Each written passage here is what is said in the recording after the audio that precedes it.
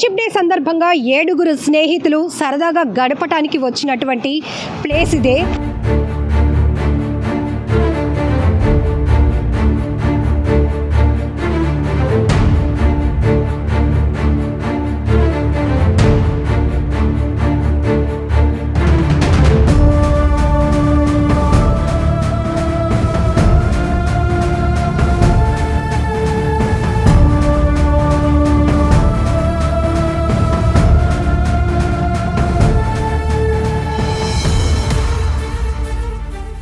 Exactly మీరు చూస్తున్నారు పైన మాధవ స్వామి టెంపుల్. ఆ కిందకి దిగితే కనుక ఇక్కడ పెద్ద పెద్ద బండరాలను ఆనుకొని సముద్రం ఎంత ఉగ్ర రూపంగా ఉంటుందో మనం చూడొచ్చు. సాధారణంగా ఫ్రెండ్స్కి అనిపిస్తూ ఉంటుంది ఇదొక క్రేజీనెస్ అని, ఎందుకంటే ఉవ్వెత్తున ఎగసిపడుతున్న అలలని బ్యాక్డ్రాప్ చేసుకుని ఒక ఫోటో దిగితే అది సోషల్ మీడియాలో పోస్ట్ చేస్తే విపరీతమైన లైక్లు షేర్లు వస్తాయి. భయ్యా ఈ స్పాట్ ఎక్కడ భయ్యా, మేము ఎప్పుడు మిస్ అయిపోయాం చూడలేదు అని ఈ రకమైన క్రేజీ కామెంట్స్ ఎక్స్పెక్ట్ చేస్తున్నారు. మరి ఇక్కడికి వచ్చిన తర్వాత అక్కడ దాగి ఉన్న ప్రమాదం గురించి ఏమాత్రం అంచనా వేస్తున్నారా? వాళ్ళకి ఏదైనా జరిగితే ఆ తల్లిదండ్రుల రోదన, వాళ్ళ కడుపు కోత ఎలా ఉంటుందో కనీసం ఆలోచిస్తున్నారా? అందుకే కాస్త రిస్క్ అయినా కూడా ఇదిగో మనం ఈ ప్రమాద స్థలం దగ్గరకు వచ్చాం. నిన్న ఇదే చోటున 7 ఫ్రెండ్స్ కూడా సెల్ఫీ దిగి ఇక లాస్ట్గా వెళ్ళిపోదాం అనుకున్నారు. ఆ ప్లేస్ చూసారా ఎంత డేంజరస్గా ఉందో, ఆ లోతును అంచనా వేయడం కూడా చాలా కష్టం. నిన్నటి నుంచి కూడా న్యూపోర్ట్ పోలీసులు అట్లానే మెరైన్ వీరందరూ కూడా రెస్క్యూ ఆపరేషన్ కొనసాగించిన ఇప్పటికీ కూడా ఆ నీతు కానీ రాము గల్లంత అయినటువంటి 2 ఆచూకీ తెలియలేనటువంటి పరిస్థితి. కానీ ఇక్కడికి వచ్చినాక ప్రతి ఒక్కరి గుండె చలించిపోతుంది. ఇంత ఉవ్వెత్తున పడుతున్న ఎగసి పడుతున్నటువంటి ఆ అలకి వాళ్ళు చిక్కుకొని ఎంత వెలవెలలాడిపోయి ఉంటారు. ఇప్పుడే ఒక స్నేహితురాలతో మనం మాట్లాడించినప్పుడు, మేడం ఒక్కసారిగా అలా మా పైకి రావడంతో చెల్లా చెదురైపోయాం. 7 రాళ్ళల్లోనికి కొందరు, రాము అయితే కొట్టుకుపోవడం, వాళ్ళ అక్క కాలు పట్టుకొని నీతు కూడా జారిపోయి వెళ్ళిపోయింది. ఎవరం కూడా ఏమీ చేయలేనటువంటి నిస్సహాయ స్థితి అయిపోయింది. కళ్ళెదుటే కాపాడండి అంటూ మా ఫ్రెండ్ వేసినటువంటి ఆ కేకలు మాత్రం ఇప్పటికీ మా గుండెల్లో అలా అదిరిపోతున్నాయి. చలించిపోయిన హృదయాలతోనే ఉన్నాము అంటూ ఆమె చెప్తుంది. ఇప్పుడు ఇక్కడ జరుగుతున్న రెస్క్యూ ఆపరేషన్ గురించి మాట్లాడిద్దాం. సార్, తరచుగానే బీచ్ ప్రమాదాలపైన ఎప్పటికప్పుడు మీరు అవేర్నెస్ కల్పిస్తూనే ఉంటారు, అటువైపు వెళ్ళొద్దని హెచ్చరిక బోర్డులు పెడతారు, ఇవన్నీ జరుగుతూ ఉంటాయి. కానీ ఇట్లా ఇక్కడికి వచ్చి ఒక ఫ్రెండ్స్ గ్రూప్ ఒక 2 కోల్పోవడం అనేది చాలా బాధేస్తుంది. నమస్తే అమ్మా, నేను మెరైన్ పోలీస్ స్టేషన్ నుంచి వచ్చానమ్మా. ఏఎస్ఐ శ్రీని బాబు నా పేరు. తర్వాత వీళ్ళంతా న్యూపోర్ట్ వాళ్ళు వచ్చారు. అయితే ఇక్కడ ఏంటంటే ఇది చాలా ఇంటీరియర్గా ఉంటుందమ్మా. ఏరియా అంతా చాలా ఇంటీరియర్గా ఉంటుంది. చాలా ఎవరు రారు, సాధారణంగా ఎవరు ఇక్కడికి రారమ్మా. సేఫ్ జోన్ కాదు అది. యాక్చువల్ ఏంటంటే ఇది చాలా డేంజరస్ స్పాట్ అమ్మ ఇది.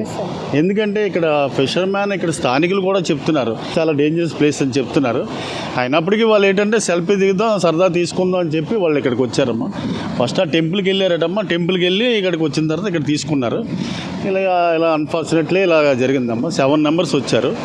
7 మెంబర్స్ ఏంటంటే 3 మగవాళ్ళు, 4 ఆడపిల్లలు వచ్చారు. తెల్లవారు వచ్చారు. ఇలా జరిగిందమ్మా. ఇది చాలా బాధాకరం. అట్ ది సేమ్ టైం ఏంటంటే మా మెరైన్ ఐజీ గారు, మా ఎస్పీ గారు, మా మేడం గారు, ఎస్పీ మేడం గారు, తర్వాత మా సిఏ గారు అవేర్నెస్ ప్రోగ్రామ్స్ పెడుతూనే ఉంటామమ్మా. అవేర్నెస్ పెడుతుంటాం. ఇలా చేయకూడదు, ఇలా చాలా జాగ్రత్తగా ఉండాలని చెప్తుంటారు. అట్ ది సేమ్ టైం హెచ్చరిక బోర్డులు కూడా ఉండేవమ్మా. ఈ బోర్డులు ఏంటంటే చిల్లర మోకాది వచ్చేసి బోర్డులు ఎరగొట్టేస్తుంటారు నైట్ టైం మీద వచ్చి, అలా చేస్తూ ఉంటారమ్మా. సార్, ఇప్పుడు ఒక ట్రెండ్ నడుస్తోంది, అది అడ్వెంచర్ ప్లేసెస్ అంటున్నారు. కొత్త కొత్త ప్లేసెస్కి వెళ్ళడం, అవి ఇన్స్టాల్లో పోస్టులు చేసి ఈ ప్లేస్ మీరు మిస్ అయినట్టున్నారు, చూడండి, ఎంజాయ్ చేయండి అంటున్నారు తప్ప ఆ రూట్ ఎలా వెళ్ళాలి, అక్కడ రిస్క్ ఏంటి, సేఫ్టీ ఎలా ఉంటుంది, ఇవి ఎవ్వరూ చూడట్లేదు సార్. మీరేం చెప్తారు?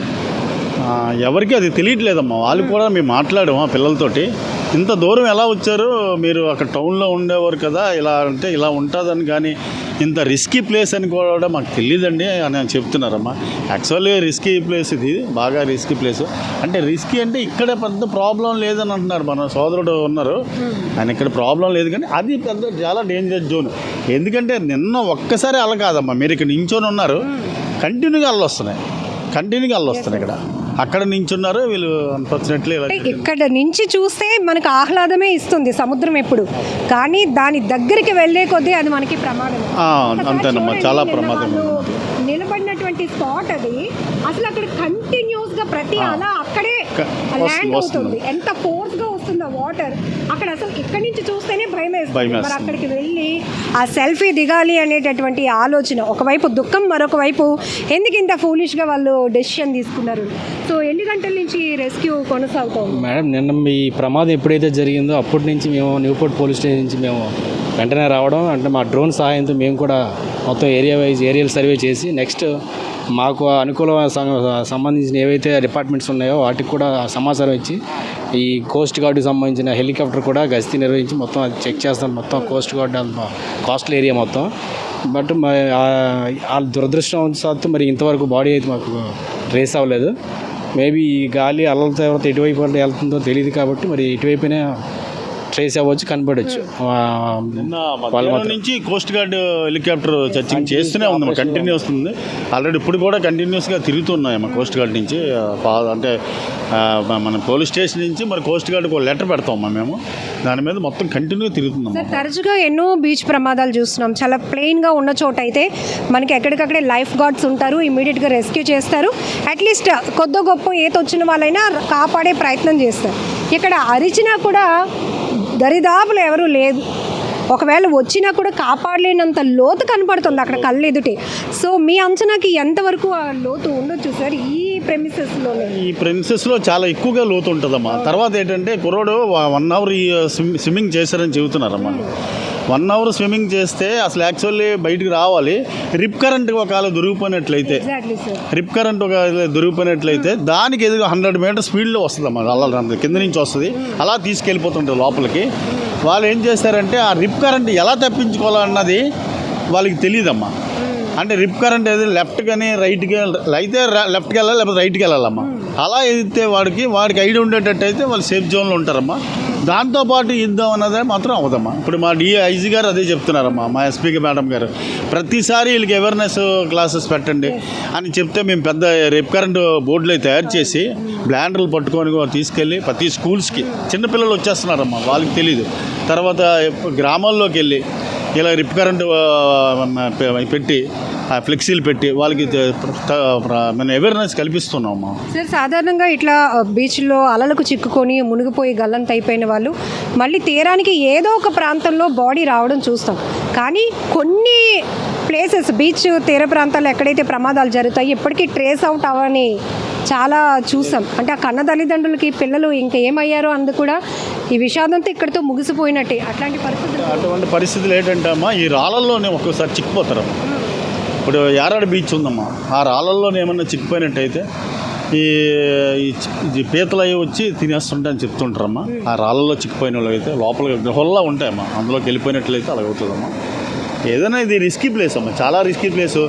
మీరు కూడా చూస్తున్నారు, కంటిన్యూగా అల్లు వస్తున్నాయి. అంటే ఏదో ఒక అల అన్నది ఒకటి వచ్చి కొట్టడం లేదు కదమ్మా. మనకి ఇక్కడి నుంచి ఉంటేనే భయంగా ఉంది. మరి ఎలా వెళ్ళారో అన్నది మనకి చిన్నపిల్లలు తెలియదు కదా. మనకి ఏదైనా చాలా విషాదకరమైనటువంటి ఘటన అనే చెప్పాలి. అందులోనూ ఫ్రెండ్షిప్ డే రోజున ఇద్దరు స్నేహితుల్ని కళ్ళెదుటే కోల్పోయిన మిగతా ఫ్రెండ్స్ని చూస్తే మాత్రం చాలా బాధేస్తోంది. అట్లనే రాము, నీతు ఇద్దరు బిడ్డల్ని పోగొట్టుకున్న కుటుంబాల పరిస్థితి మరింత దయనీయంగా ఉంది. వాళ్ళు అలాగా అంటే ఒక దీనమైన చూపుతో సముద్రం వైపు చూస్తున్నారు. మా బిడ్డలు వస్తారేమో, గంగమ్మ తల్లి ఏమైనా కాపాడుంటుందేమో అన్నటువంటి ఆ చూపులో చాలా రకాల దీనత్వం కనపడుతోంది. కానీ తరచుగా పోలీసులు ఏ మేరకు అవేర్నెస్ ఇస్తున్నారో, గతంలో కూడా సుమన్ టీవీ నుంచి బీచ్ ప్రమాదాలపైన ఎక్స్క్లూజివ్ వీడియోస్ కూడా రివీల్ చేసాం. అంటే చాలామందికి ఈత వచ్చు కదా, ఏమాత్రం మునిగితే వెంటనే తేలిపోయి వచ్చేయచ్చు, ఈత కొట్టుకొని అనుకుంటారు. కానీ రిప్ పవర్ అనేది జనరేట్ అవుతూ ఉంటుంది. అది ఎక్కడ ఉంటుంది అనేది కూడా ఎవరూ చెప్పలేం. కొంతమంది గజ ఈతగాళ్ళు కూడా ఆ రిప్ పవర్ని దాటి ఎవరిని ప్రొటెక్ట్ చేయడానికి, రక్షించడానికి వెళ్ళలేనటువంటి పరిస్థితులు ఉంటాయి. మరి మాటలన్నీ కూడా ఎందుకు అంత సీరియస్గా తీసుకోరు? బీచ్ ప్రమాదాలపై ఎప్పటికప్పుడు అవేర్నెస్ కల్పిస్తున్నా కూడా ఎందుకు మరి అంత పట్టింపు ఉండటం లేదో తెలియదు. కానీ ఇప్పుడు మాత్రం పూర్తిగా తమ బిడ్డల్ని కోల్పోయి విషాదంలోనికి వెళ్ళిపోయింది మాత్రం వాళ్ళ తల్లిదండ్రులే. సో పేరెంట్స్, మీరు కూడా బీ కేర్ఫుల్. చూస్తున్నారు కదా ఎంత పెద్ద ఎత్తున అలలు ఎగసి పడుతుంటే పిల్లలు బీచ్కి వెళ్ళి సరదాగా గడిపి వచ్చేస్తామంటే ఎట్లా పంపిస్తున్నారు? అసలు జాగ్రత్తగా ఉండండి.